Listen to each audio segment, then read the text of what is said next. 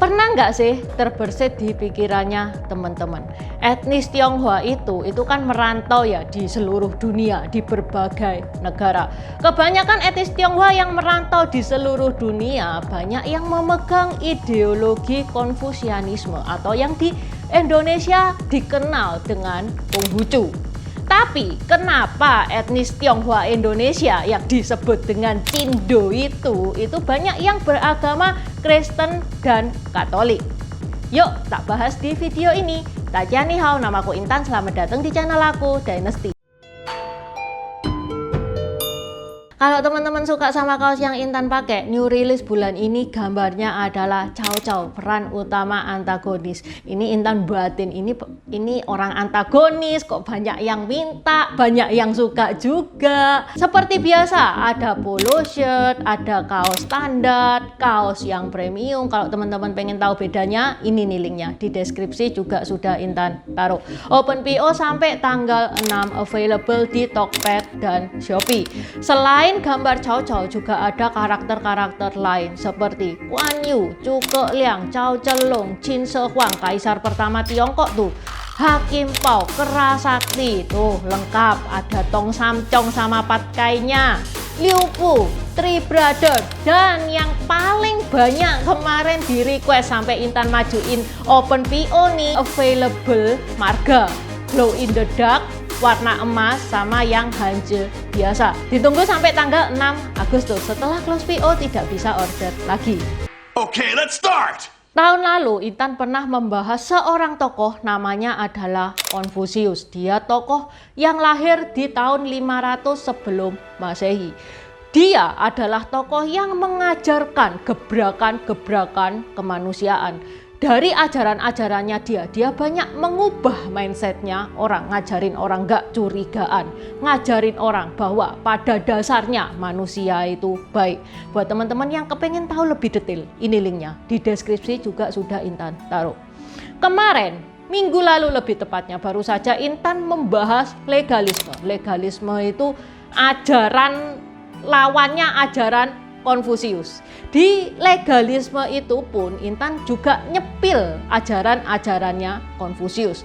Dari video-video itu kalau teman-teman nonton ya, itu bisa diambil kesimpulan kalau ajarannya Konfusius itu positif banget, baik banget Konfusius ini. Sampai pas dia hidup itu orang-orang nyebut dia six atau titisan dewa. Ya orang zaman dulu ya guys ya, kalau ketemu orang dan orang itu baiknya luar biasa baik, itu dianggap dia itu titisan dewa yang menjelma menjadi manusia.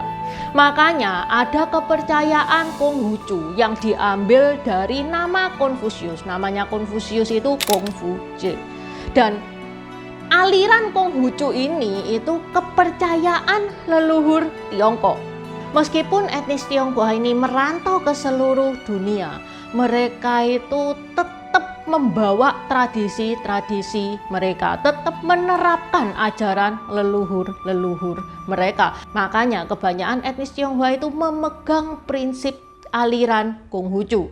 Tapi menurut New York Times, 70% Cindo itu agamanya Kristen atau Katolik.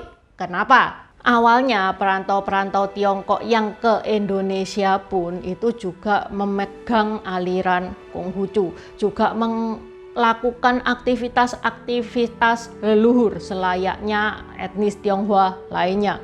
Karena memang dulunya itu kegiatan tersebut diperbolehkan sampai zaman Orde Baru.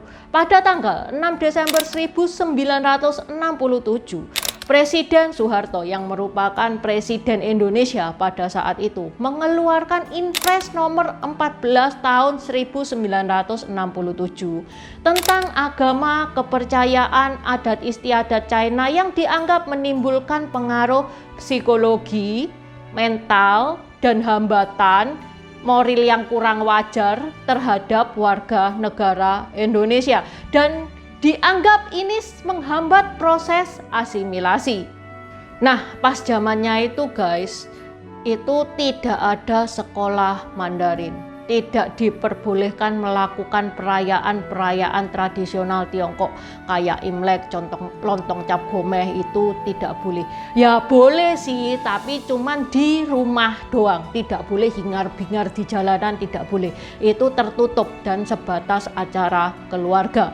Nama usaha juga harus diganti nama Indonesia, bukan cuma nama usaha saja, nama pribadi juga harus diganti pakai nama Indonesia. Pak Harto ini memimpin lumayan lama, 32 tahun, nggak lumayan itu, lama banget itu ya.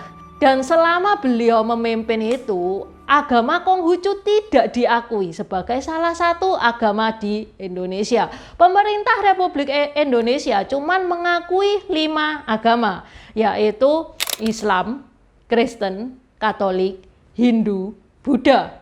Dan karena di KTP itu ada tulisan agama ya, jadi sebagai warga Indonesia yang baik ya diharuskan menganut agama salah satu dari 5 agama tersebut. Apa imbas dari Impres nomor 14 tersebut? Tionghoa Indonesia alias Cindo gak bisa bahasa Mandarin, gak kayak etnis Tionghoa yang tinggal di negara lainnya.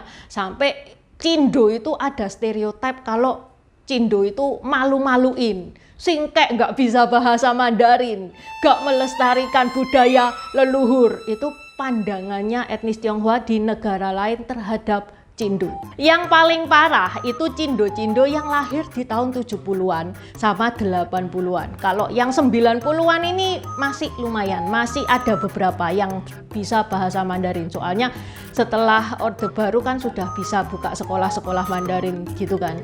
Ayo, siapa di sini Cindo kelahiran 70, kelahiran 80, bisa bahasa Mandarin enggak? Kalau bisa belajar dari mana ya? Soalnya Intan kepengen tahu loh, zaman-zaman segitu tuh susah banget cari les-lesan Mandarin, itu susah banget. Ditambah lagi ya, di tahun 1992 ada perintah untuk mengalihkan fungsi kelenteng menjadi wihara yang melupakan tempat ibadah agama Buddha. Nah, ya udah, sudah hilanglah sudah tempat orang-orang Konghucu untuk beribadah. Para orang tua Cindo itu banyak menyekolahkan anak mereka di sekolah swasta, yang mana di sekolah swasta itu diajarkan agama Kristen dan Katolik. Meski ya orang tua itu nggak nyuruh anaknya untuk menganut agama Kristen atau Katolik karena sudah terbiasa diajarkan di sekolah, makanya mereka pun banyak yang memutuskan untuk beragama Kristen atau Katolik. Pada era reformasi, thanks to Gus Dur ya, yang sudah menghapus Impres nomor 14 tahun 1967. Intan pernah bahas loh tentang Gus Dur ini. Gus Dur ini pahlawan Tionghoa Indonesia, makanya Intan bahas. Kalau teman-teman pengen tahu detailnya Gus Dur, ini linknya. Di deskripsi juga sudah Intan taruh. Kena Gus Dur, etnis Tionghoa itu sudah boleh merayakan tradisi-tradisinya seperti yang kita rasakan sekarang. Imlek itu begitu hingar-bingar, di jalanan juga sudah boleh. Karena siapa? Karena Gus Dur.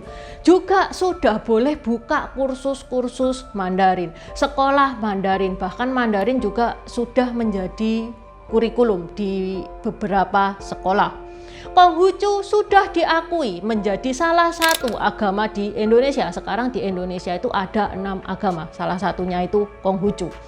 Meski agama Konghucu ini sudah diakui ya sama pemerintah RI, namanya aja agama. Kalau orang sudah klik, sudah yakin, sudah cocok, itu susah untuk berganti, susah untuk dipindah. Sehingga sekarang Cindo itu paling banyak beragama Kristen dan Katolik.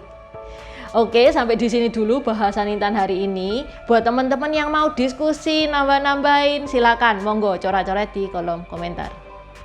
Buat subscriber baru, selamat datang. Terima kasih sudah menonton videonya Intan sampai habis. Intan sarankan buat teman-teman yang baru bergabung untuk nonton videonya Intan tentang pergantian dari dinasti ke dinasti. Ini nih videonya. Di deskripsi juga sudah Intan taruh, karena di video pergantian dinasti-dinasti itu adalah basic dari semua videonya Intan. Itu yang pertama.